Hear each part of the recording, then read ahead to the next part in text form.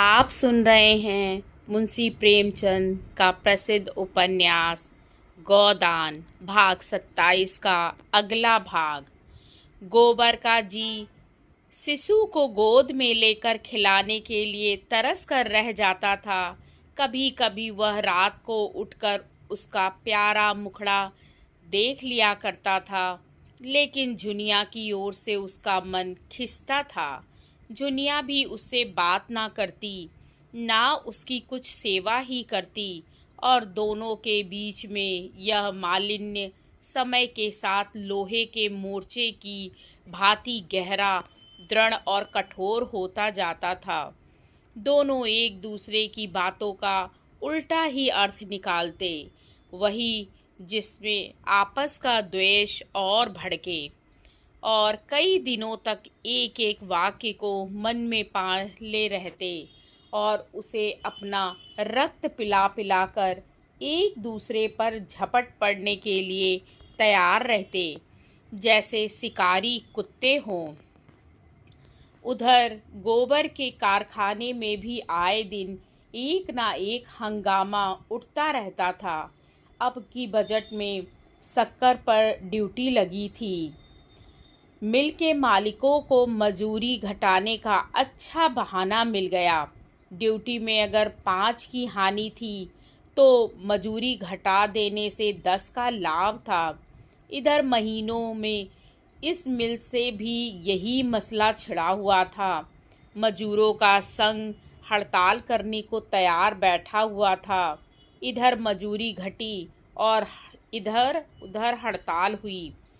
उसे मजूरी में धेले की कटौती भी स्वीकार ना थी। जब उस तेजी के दिनों में मजूरी में एक धेले की भी बढ़ती नहीं हुई, तो अब वह घाटे में क्यों साथ दे। मिर्जा खुर्शीद संघ के सभापति और पंडित ओंकार नाथ बिजली संपादक मंत्री थे। दोनों ऐसी हड़ताल कराने पर तुले हुए थे कि मिल मालिकों को कुछ दिन याद रहे। मजूरों को भी ऐसी हड़ताल में क्षति पहुंचेगी, यहाँ तक कि हजारों आदमी रोटियों को भी मोहताज हो जाएंगे। इस पहलू की ओर उनकी निगाह बिल्कुल ना थी, और गोबर हड़तालियों में सबसे आगे था। उद्दंड स्वभाव का था ही, ललकारने की जरूरत थी, फिर वह मारने मरने को ना डरता था। एक दिन झुनिया ने उसे जी कड़ा करके समझाया भी, तुम बाल बच्चे वाले आदमी हो, तुम्हारा इस तरह आग में कूदना अच्छा नहीं। इस पर गोबर बिगड़ गया। तू कौन होती है मेरे बीच में बोलने वाली? मैं तुझसे सलाह नहीं पूछता। बात बढ़ गई और गोबर ने झुनिया को खूब पीटा। चूहिया ने आकर झुनिया को छुड़ाया और गोबर को डांटने लगी। गोबर के सिर पर शैतान सवार था। लाल लाल आंखें निकाल कर बोला, तू मेरे घर में मत आया करो चूहिया, तुम्हारे आने का कुछ काम नहीं। चूहिया ने व्यंग के साथ कहा, तुम्हारे घर में ना आऊंगी तो मेरी रोटियां कैसे चलेगी? यही से मांग मांग कर ले जाती हूँ, तब तवा गरम होता है। मैं ना होती लाला तो यह बीबी आज तुम्हारी लाते खाने के लिए बैठी ना होती। गोबर घूंसा तान कर बोला, मैंने कह दिया मेरे घर में ना आया करो। तुम्ही ने इस चुड़ैल का मिजाज आसमान पर चढ़ा दिया। चूहिया वहीं डटी रही, निशंक खड़ी थी। बोली, अच्छा अब चुप रहना गोबर। बेचारी अधमरी लड़कोरी औरत को मार कर तुमने कोई बड़ी जवां मर्दी का काम नहीं किया है। तुम उसके लिए क्या करते हो कि तुम्हारी मार सहे? एक रोटी खिला देते हो इसलिए?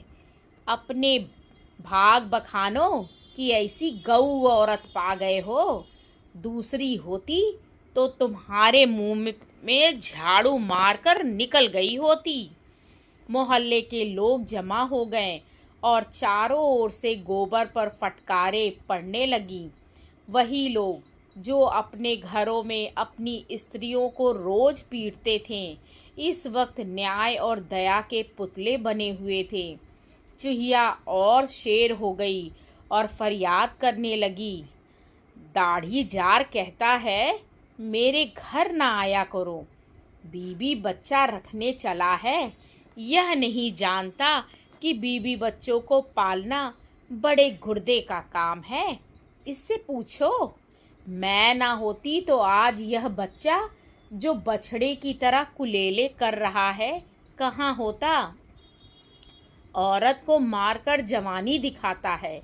मैं ना हुई तेरी बीबी, नहीं यही जूती उठाकर मुंह पर तड़ातड़ जमाती और कोठरी में ढकेल कर बाहर से किवाड़ बंद कर देती। दाने को तरस जाते। गोबर झल्लाया हुआ अपने काम पर चला गया। चूहिया औरत ना होकर मर्द होती तो मजा चखा देता। औरत के मुंह क्या लगे। मिल में असंतोष के बादल घने होते जा रहे थे। मजदूर बिजली की प्रतियां जेब में लिए फिरते और जरा भी अवकाश पाते तो 2-3 मजदूर मिलकर उसे पढ़ने लगते। पत्र की बिक्री खूब बढ़ रही थी। मजदूरों के नेता बिजली कार्यालय में आधी रात तक बैठे हड़ताल की स्कीमें बनाया करते और प्रातःकाल जब पत्र में यह समाचार मोटे मोटे अक्षरों में छपता तो जनता टूट पड़ती और पत्र की कॉपियां दूने तिगुने दाम पर बिक जाती। उधर कंपनी के डायरेक्टर भी अपने बात में बैठे हुए थे। हड़ताल हो जाने में ही उनका हित था। आदमियों की कमी तो है नहीं, बेकारी बढ़ी हुई है। इसके आधे वेतन पर ऐसे आदमी आसानी से मिल सकते हैं। माल की तैयारी में एकदम आधी बचत हो जाएगी। 10-5 दिन काम का हरज होगा, कुछ परवाह नहीं। आखिर यही निश्चय हो गया कि मजूरी में कमी का ऐलान कर दिया जाए। दिन और समय नियत कर दिया गया। पुलिस को सूचना दे दी गई। मजूरों को कानों कान खबर ना थी। वे अपने घात में थे। उसी वक्त हड़ताल करना चाहते थे जब गोदाम में बहुत थोड़ा माल रह जाए और मांग की तेजी हो।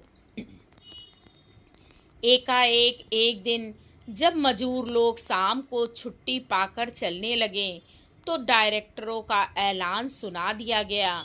उसी वक्त पुलिस आ गई। मजूरों को अपनी इच्छा के विरुद्ध उसी वक्त हड़ताल करनी पड़ी जब गोदाम में इतना माल भरा हुआ था कि बहुत तेज मांग होने पर भी 6 महीने से पहले ना उठ सकता था। मिर्जा खुर्शीद ने यह बात सुनी तो मुस्कुराए, जैसे कोई मनस्वी योद्धा अपने शत्रु के रण कौशल पर मुग्ध हो गया हो। एक क्षण विचारों में डूबे रहने के बाद बोले, अच्छी बात है। अगर डायरेक्टरों की यही इच्छा है तो यही सही। हालातें उनके मुआफिक है, लेकिन हमें न्याय का बल है। वह लोग नए आदमी रखकर अपना काम चलाना चाहते हैं। हमारी कोशिश यह होगी कि उन्हें एक भी नया आदमी ना मिले। यही हमारी फतह होगी। बिजली कार्यालय में उसी वक्त खतरे की मीटिंग हुई। कार्यकारिणी समिति का भी संगठन हुआ। पदाधिकारियों का चुनाव हुआ और 8 बजे रात को मजूरों का लंबा जुलूस निकला। 10 बजे रात को कल का सारा प्रोग्राम तय किया गया और यह ताकीद कर दी गई कि किसी तरह का दंगा फसाद ना होने पाए। मगर सारी कोशिश बेकार हुई। हड़तालियों ने नए मजूरों का टिड्डी दल मिलके द्वार पर खड़ा देखा तो इनकी हिंसा वृत्ति काबू से बाहर हो गई। सोचा था 100-100, 50-50 आदमी रोज भर्ती के लिए आएंगे। उन्हें समझा बुझाकर या धमकाकर भगा देंगे। हड़तालियों की संख्या देखकर नए लोग आप ही भयभीत हो जाएंगे। मगर यहाँ तो नक्शा ही कुछ और था। अगर यह सारे आदमी भर्ती हो गए तो हड़तालियों के लिए समझौते की कोई आशा ही न थी। तय हुआ कि नए आदमियों को मिल में जाने ही ना दिया जाए। बल प्रयोग के सिवा और कोई उपाय ना था। नया दल भी लड़ने मरने पर तैयार था। उनमें अधिकांश ऐसे भूखमरे थे जो इस अवसर को किसी तरह भी ना छोड़ना चाहते थे। भूखों मर जाने से या अपने बाल बच्चों को भूखों मरते देखने से तो यह कहीं अच्छा था कि इस परिस्थिति में लड़कर मरे। दोनों दलों में फौजदारी हो गई। बिजली संपादक तो भाग खड़े हुए। बेचारे मिर्जा जी पिट गए और उनकी रक्षा करते हुए गोबर भी बुरी तरह घायल हो गया। मिर्जा जी पहलवान आदमी थे और मंजे हुए फिकैत। अपने ऊपर कोई गहरा वार न पड़ने दिया। गोबर गंवार था, पूरा लठ मारना जानता था, पर अपनी रक्षा करना ना जानता था, जो लड़ाई में मारने से ज़्यादा महत्व की बात है।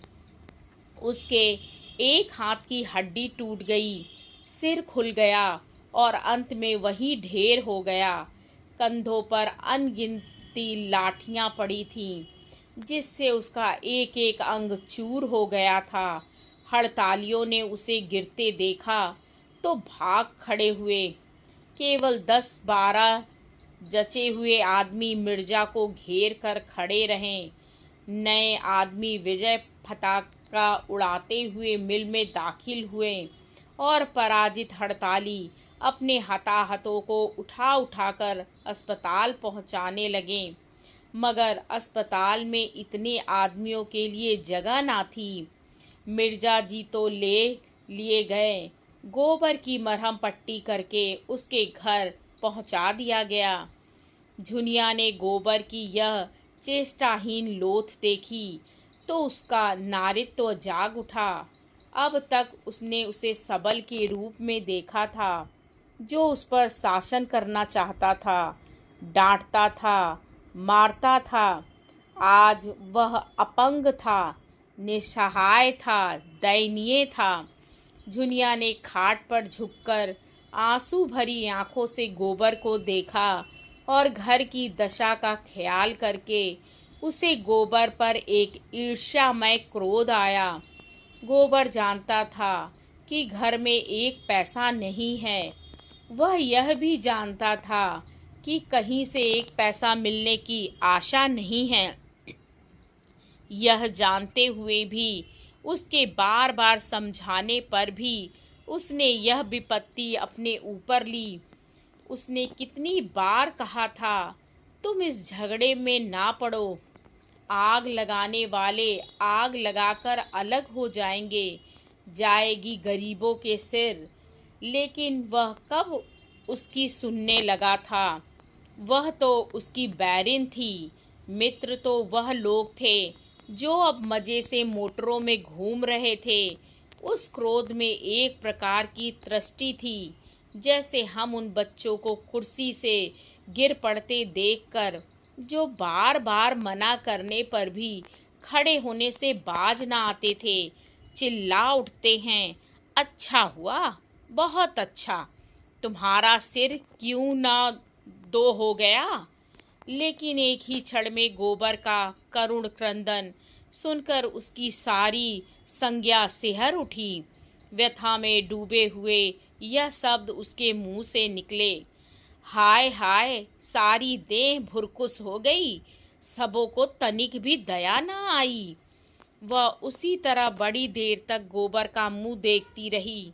वह क्षीण होती हुई आशा से जीवन का कोई लक्षण पा लेना चाहती थी और प्रतिक्षण उसका धैर्य अस्त होने वाले सूर्य की भांति डूबता जाता था और भविष्य में अंधकार उसे अपने अंदर समेटे लेता था। सहसा चूहिया ने आकर पुकारा, गोबर का क्या हाल है बहू? मैंने तो अभी सुना, दुकान से दौड़ी आई हूँ। झुनिया के रुके हुए आंसू उबल पड़े, कुछ बोल ना सकी। भयभीत आंखों से चूहिया की ओर देखा। चूहिया ने गोबर का मुंह देखा, उसकी छाती पर हाथ रखा और आश्वासन भरे स्वर में बोली, यह 4 दिन में अच्छे हो जाएंगे, घबरा मत। कुशल हुई, तेरा सुहाग बलवान था। कई आदमी उसी दंगे में मर गए। घर में कुछ रुपए पैसे हैं? झुनिया ने लज्जा से सिर हिला दिया। मैं लाए देती हूँ, थोड़ा सा दूध लाकर गरम कर ले। झुनिया ने उसके पांव पकड़कर कहा, दीदी तुम ही मेरी माता हो, मेरा दूसरा कोई नहीं। जाड़ों की उदास संध्या आज और भी उदास मालूम हो रही थी। झुनिया ने चूल्हा जलाया और दूध उबालने लगी। चूहिया बरामदे में बच्चे को लिए खिला रही थी। सहसा झुनिया भारी कंठ से बोली, मैं बड़ी अभागिन हूँ दीदी। मेरे मन में ऐसा आ रहा है जैसे मेरे ही कारण इनकी यह दशा हुई है। जी कुड़ता है, तब मन दुखी होता ही है। फिर गालियाँ भी निकलती हैं, शराब भी निकलता है। कौन जाने, मेरी गालियों इसके आगे वह कुछ ना कह सकी। आवाज़ आंसुओं के रेले में बह गई। चूहिया ने अंचल से उसके आंसू पोंछते हुए कहा, कैसी बातें सोचती है बेटी। यह तेरे सिंदूर का भाग है कि यह बच गए। मगर हाँ, इतना है कि आपस में लड़ाई हो तो मुंह से चाहे जितना बकले, मन में कीना ना पाले। बीज अंदर पड़ा तो अखुआ निकले बिना नहीं रहता। झुनिया ने कंपन भरे स्वर में पूछा, अब मैं क्या करूं दीदी? चूहिया ने ढाढ़स दिया, कुछ नहीं बेटी, भगवान का नाम ले, वही गरीबों की रक्षा करते हैं।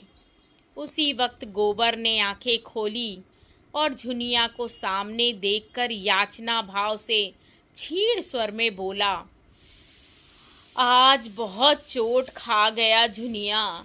मैं किसी से कुछ नहीं बोला, सबों ने अनायास मुझे मारा। कहा सुना माफ कर, तुझे सताया था, उसी का यह फल मिला। थोड़ी देर का और मेहमान हूँ, अब ना बचूंगा। मारे दर्द के सारी देह फटी जाती है। झुनिया ने अंदर आकर कहा, चुपचाप पड़े रहो, बोलो चालो नहीं, मरोगे नहीं, इसका मेरा जिम्मा। गोबर के मुख पर आशा की रेखा झलक पड़ी। बोला, सच कहती हो, मैं मरूंगा नहीं। हाँ, नहीं मरोगे। तुम्हें हुआ क्या है? जरा सिर में चोट आ गई है और हाथ की हड्डी उतर गई है। ऐसी चोटें मर्दों को रोज ही लगा करती हैं। इन चोटों से कोई नहीं मरता। अब मैं झुनिया को कभी ना मारूंगा। डरते होगे कि कहीं झुनिया तुम्हें ना मारे। वह मारेगी भी तो कुछ ना बोलूंगा। अच्छे होने पर भूल जाओगे। नहीं दीदी, कभी ना भूलूंगा। गोबर इस समय बच्चों सी बातें किया करता। 10-5 मिनट अचेत सा पड़ा रहता। उसका मन ना जाने कहाँ कहाँ उड़ता फिरता। कभी देखता वह नदी में डूबा जा रहा है और झुनिया उसे बचाने के लिए नदी में चली आ रही है। कभी देखता कोई दैत्य उसकी छाती पर सवार है और झुनिया की शक्ल में कोई देवी उसकी रक्षा कर रही है। और बार बार चौंक कर पूछता, मैं मरूंगा तो नहीं झुनिया? 3 दिन उसकी यही दशा रही और झुनिया ने रात को जाग कर दिन को उसके सामने खड़े रहकर जैसे मौत से उसकी रक्षा की। बच्चे को चूहिया संभाले रहती। चौथे दिन झुनिया इक्का लाई और सबों ने गोबर को उस पर लाद कर अस्पताल पहुंचाया। वहां से लौटकर गोबर को मालूम हुआ कि अब वह सचमुच बच जाएगा। उसकी आंखों से आंसू भरकर कहा, मुझे क्षमा कर दो झुन्ना। इन 3-4 दिनों में चूहिया के 3-4 रुपए खर्च हो गए थे और अब झुनिया को उससे कुछ लेते संकोच होता था। वह भी कोई मालदार तो थी नहीं। लकड़ी की बिक्री के रुपए झुनिया को दे देती। आखिर झुनिया ने कुछ काम करने का विचार किया। अभी गोबर को अच्छे होने में महीनों लगेंगे। खाने पीने को भी चाहिए, दवा दाई को भी चाहिए। वह कुछ काम करके खाने भर के तो ले ही आएगी। बचपन से उसने गऊओं का पालना और घास छीलना सीखा था। यहाँ गऊएं कहाँ थीं? हाँ, वह घास छील सकती थी। मोहल्ले के कितने ही स्त्री पुरुष बराबर शहर के बाजार घास छीलने जाते थे और 8-10 आने कमा लेते थे।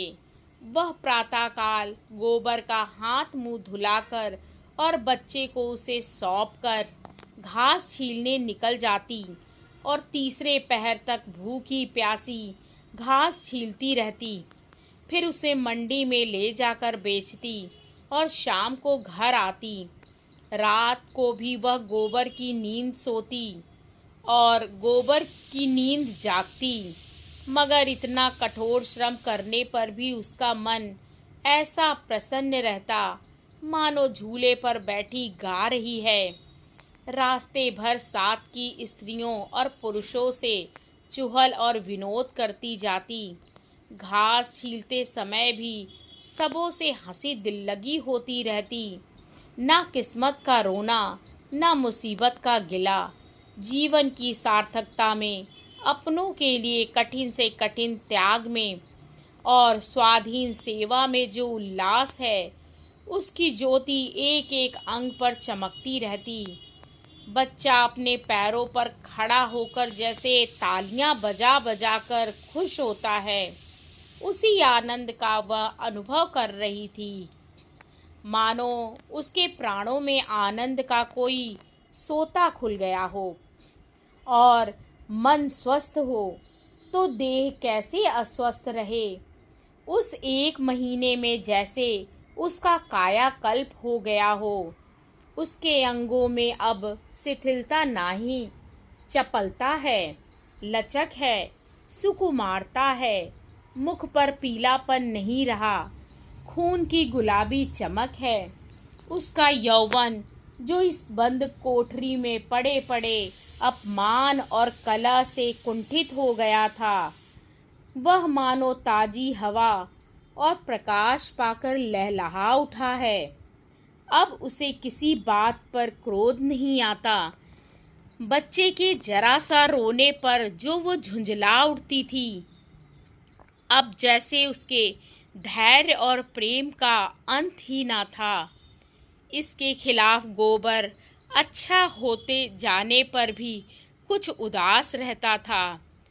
जब हम अपने किसी प्रियजन पर अत्याचार करते हैं और जब विपत्ति आ पड़ने पर हम में इतनी शक्ति आ जाती है कि उसकी तीव्र व्यथा का अनुभव करें, तो इससे हमारी आत्मा में जागृति का उदय हो जाता है और हम उस बेजा व्यवहार का प्रायश्चित करने के लिए तैयार हो जाते हैं। गोबर उसी प्रायश्चित के लिए व्याकुल हो रहा था। अब उसके जीवन का रूप बिल्कुल दूसरा होगा, जिसमें कटुता की जगह मृदुता होगी, अभिमान की जगह नम्रता। उसे अब ज्ञात हुआ कि सेवा करने का अवसर बड़े सौभाग्य से मिलता है और वह इस अवसर को कभी ना भूलेगा। आगे की कहानी अगले भाग में।